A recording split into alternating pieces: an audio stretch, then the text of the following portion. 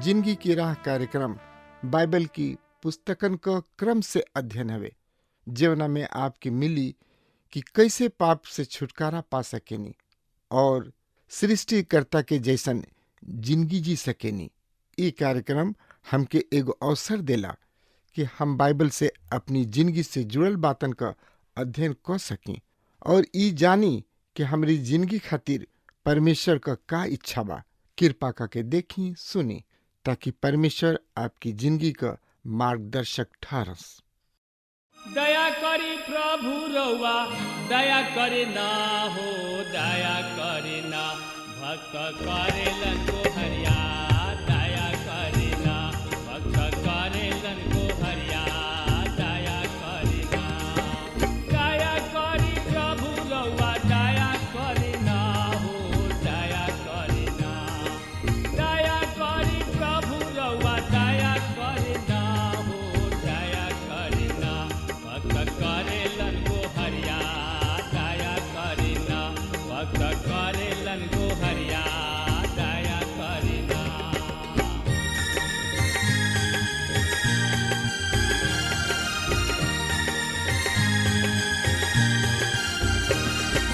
दया करी कृष्ण रउआ, दया करे ना हो, दया करे ना।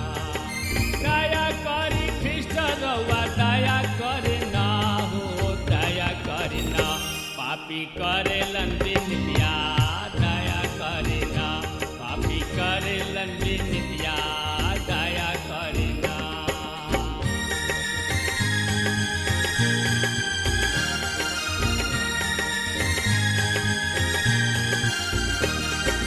हाथ जोड़ी करी प्रभु शरण में सिसवा, दया करे ना। हाथ जोड़ी करी प्रभु चरण में सिसवा, दया करे ना। सेवक मांगेलन बरतनवा, दया करे ना। सेवक मांगेलन बरतनवा, दया करे ना। दया करे ना प्रभु, दया करे ना जी, दया करे ना। दया करी प्रभु रउआ, दया करे ना हो, दया करे ना। भक्त करेलन को हरिया, दया करे ना। सेवक करेलन को हरिया, दया करे ना। सेवक करेलन को हरिया, दया करे ना। आज से हम एगो नया किताब के शुरू करे जा रहल बानी, जौना के नाम ह योएल की किताब। आई हमनी के देखल जाओ कि एह में परमेश्वर के वचन का कहता। हो सकता कि भविष्यवाणी रोवा के महत्वहीन या तुच्छ सा लागत होई, जैसे कि एह में केवल 3 संक्षिप्त अध्याय है, पर ई छोट सा किताब एगो परमाणु बम के तरी बा, जौन की ई बहुते ही महत्वपूर्ण किताब ना हो, फिर भी निश्चय ही ई प्रभावशाली और शक्तिशाली है। लेखक हमनी के जोएल भविष्यवक्ता के बारे में बहुते कम जानतानी जा। जोएल के बारे में जौन कुछ हमनी के बतावल गइल बा, उ जोएल के किताब के पहला अध्याय के पहला पद में बा। यहोवा परमेश्वर के वचन जौन की पतुएल के बेटा जोएल के पास पहुंचल। जोएल के मतलब ह यहोवा परमेश्वर हवे। ई बहुत ही जानल पहचानल नाम ह। कुछ लोग ई निष्कर्ष निकालेलन कि जोएल भविष्यवक्ता शामुएल के बेटा रहन, काहे कि पहला शामुएल 8 अध्याय के 1 और 3 पद एह तरी से बता रहल बा। जब शामुएल बूढ़ भइले, तब उ आपन लइकन के इस्राएली सब पर न्याय ठहरावले। उनकर बड़ बेटा उनका राह पर ना चलल, अर्थात लालच में आके घूस लेत और न्याय बिगाड़त रहन। सामुएल के बेटा जोएल भविष्यवक्ता के समान ना हो सकत रहन। काल हमनी के पक्का हो सकतन जा कि जोएल यरूशलेम और यरूशलेम के क्षेत्र में भविष्यवाणी कैले रहन। अपना सब भविष्यवाणी में उ बार बार प्रभु के घर के संकेत कैले बने। उदाहरण जोएल 1 अध्याय के 9 पद में हमनी के पढ़ी न जा, यह परमेश्वर के भवन में ना तो अन्न बलि और ना अर्घ आवेला। उनकर टहलुआ जौन की याजक हमें उ विलाप कर रहल बने। उ जोएल 3 अध्याय 20 में यरूशलेम के भी जिक्र कर रहल बने। पर यहूदा सर्वदा और यरूशलेम पीढ़ी पीढ़ी तक बनल रही। और फिर पीछे जोएल 3 अध्याय 17 में पढ़ी न जा, ए तरी तू जनबक की यहोवा जौन की आपन पवित्र पहाड़ सिय्योन पर वास कैले रहले, उहे हमार परमेश्वर हमें। यरूशलेम पवित्र ठहरी और परदेसी ओह में होके फिर ना जा पाई। ऐसे हमनी के जानतन जा कि ई आदमी उत्तरी राज के यहूदा में एगो भविष्यवक्ता रहन। जोएल आरंभिक भविष्यवक्ता में से एगो के तरी भविष्यवाणी कैलन। ओ समय बहुत ही कम, लगभग 50 भविष्यवक्ता रहन और ई साधारणतया रूढ़िवादी विद्वानन के द्वारा स्वीकार कैल गइले कि जोएल यहूदा के राजा योआस के शासन काल के बारे में भविष्यवाणी कैल गइल बा। एकर मतलब होई कि उ एलियाह और एलिशा के जानत रहन और उनकर समकालीन रहन। आई अब देखल जाओ विषय वस्तु के। जोएल के विषय वस्तु है परमेश्वर के दिन। उ इनका खातिर 5 गो विशेष निर्देश पेश करत आने, जैसे कि जोएल 1 अध्याय 15, जोएल 2 अध्याय 1-2, 2 अध्याय 10 से 11, 2 अध्याय 30 से 31 पद और 3 अध्याय 14 से 16 पद। यशाया, यिर्मयाह, यहेजकेल और दानियल सब प्रभु के दिन के संकेत कैले बाणे। कबहुओ हमरा के उ दिन कहेले। विशेष रूप से जकरिया उ दिन पर जोर देताणे। ई प्रभु के दिन ह या यहोवा परमेश्वर के दिन। जोएल ही एगो बाणे जौन की भविष्यवाणी में प्रभु के दिन के जान पहचान करवावताणे। लिखित भविष्यवाणी के बिल्कुल शुरू ही से ई आदमी शताब्दी सब में अतना आगे देखले जतना कि कोनो अन्य भविष्यवक्ता सब ना देखले। उ प्रभु के दिन के देखले। पवित्र शास्त्र में प्रभु के दिन एगो तकनीकी अभिव्यक्ति है जौन की अर्थ के भार से लदाइल गुल बा। इससे सहस्राब्दिक राज के शामिल करताणे जौन की मसीह के दूसरा आगमन के समय अइहन। पर जोएल एकरा के बहुत ही स्पष्ट करे जा रहल बने कि ई महाक्लेश काल के अर्थात महान दुख के समय में शुरू होता। यदि रुआ प्रभु के दिन के अंत में सीमा या बंधनी डली है, उ ई 1000 बरिस के शासन के अंत होई, जब प्रभु यीशु मसीह सब अधर्मिकता सब के निरुतर क दिहे और यहाँ पृथ्वी पर आपन अनंत राज स्थापित करी हैं। प्रभु के दिन एगो ऐसन अभिव्यक्ति भी है जौन की पुराना नियम के भविष्यवक्ता सब के खातिर विशेष हुई। ई ओ समय के शामिल नहीं करत जब संसार में कलीसिया यानी कि चर्च बा, काहे कि भविष्यवक्ता सब में से कोनो भी लोगन के समूह के बारे में ना कहले जौन की अन्य जाति सब में से बुलावल गोल बाणे। इसराइल राष्ट्र और पृथ्वी के सब गोत्र सब के एगो महान देह में शामिल कइल जाई जौन के कलीसिया कहल जाला, जौन की इस संसार से उठा लिया जाई। भविष्यवक्ता सब कलीसिया के बारे में ना तो कहले और ना ही लिखले। याकूब यरूशलेम के महासभा में कलिसिया जुग और एह समय जौन की प्रभु के दिन के नाम से जानल जाले उनका बीच संबंध के काम ज्यादा से ज्यादा सारांश पेश कैले। उ कहले प्रेरितों के काम 15 अध्याय 14 से 16। शमौन बतौले कि परमेश्वर पहिल आन जाति सब पर ऐसन कृपया दृष्टि कैले कि ओह में से अपना नाम के खातिर एगो लोग बना ले। ऐसे भविष्यवक्ता सब के बात भी मिलेला, जैसे कि लिखल बा, एकरा बाद हम फिर आके दाऊद के गिरल डेरा के उठाई और उनका खंडहर सब के फिर बनाई और ओकरा के खड़ा करब। याकूब कहतणे एकरा बाद उ इस संसार से कलिसिया के बुलावतणे। ओकरा बाद परमेश्वर दोबारा इसराइल के साथ अपना योजना के ओर मुड़ी हैं और एह समय में हुई जौन के प्रभु के दिन संकेत करता। याकूब आगे कहताणे ऐसे कि शेष मनुष्य अर्थात सब आन जाति जौन हमरा नाम से कहाले प्रभु के खोजे। ई बात प्रेरितों के काम 15 अध्याय 17 में पावल जाता। आज परमेश्वर आन जाति सब में से एगो लोग होके खातिर बुला रहल बने।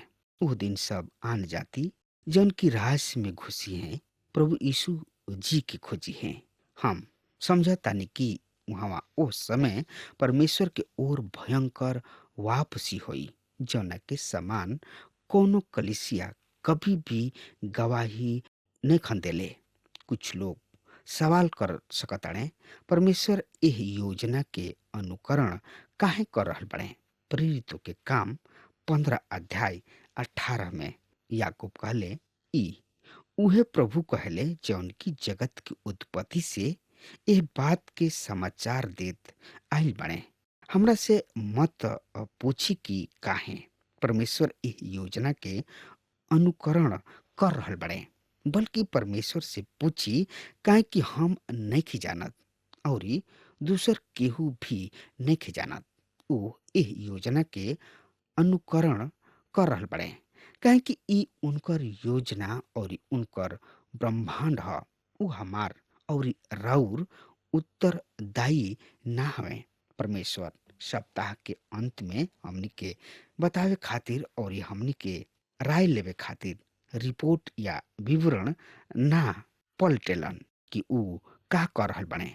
जौन कुछ हम कह सकतानी उ ई ह कि ई तब बहुत ही बुरा बात बा यदि रुआ और हम एकरा के पसंद ना करब जा। आखिर हमनी के इस संसार में सिर्फ उनकर कृति या रचना है जा। मुख्य विशेषता आई एकरा बारे में देखल जाओ। जोएल के भविष्यवाणी के बारे में बहुत ऐसन मुख्य विशेषता बा जौना के हम दर्शावे चाहब।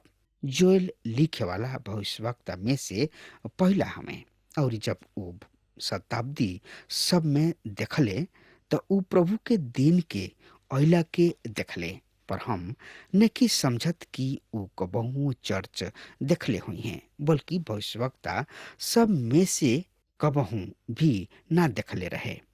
जब प्रभु यीशु वहाँ जैतून के पहाड़ पर गोइले जौन की पुराना नियम में प्रशिक्षित कल गुल बा, आई उनका से पूछी जा जुग के अंत के दिन का ह।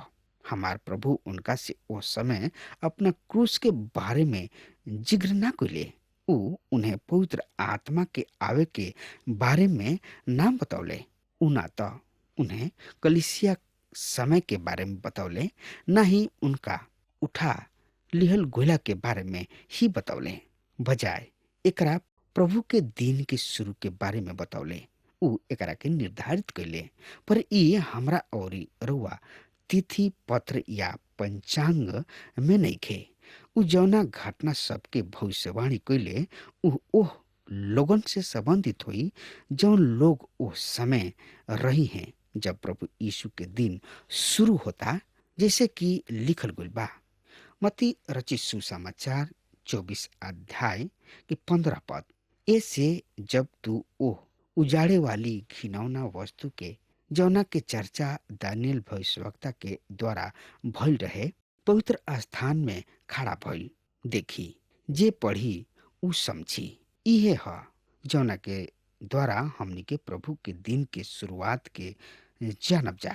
जोएल एकरा बारे में हमनी के साफ बताई हैं कि ई रात से शुरू होता, अर्थात ई कलेश से इस समय रूप में शुरू होता।